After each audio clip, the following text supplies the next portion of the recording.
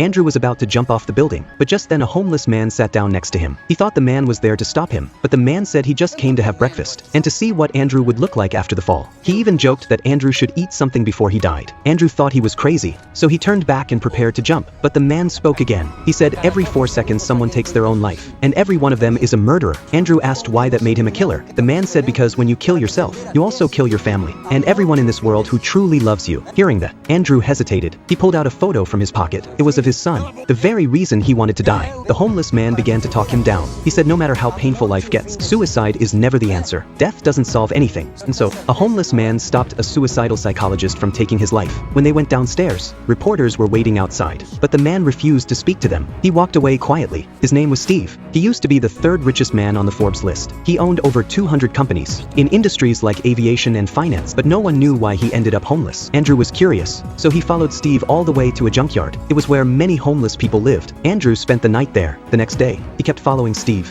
At a newsstand, he saw his own suicide attempt had made the front page. He said his career was over. No one would ever trust a psychologist who tried to kill himself, but Steve told him, "Precisa estar bem ao nosso redor para termos pouco de alegria.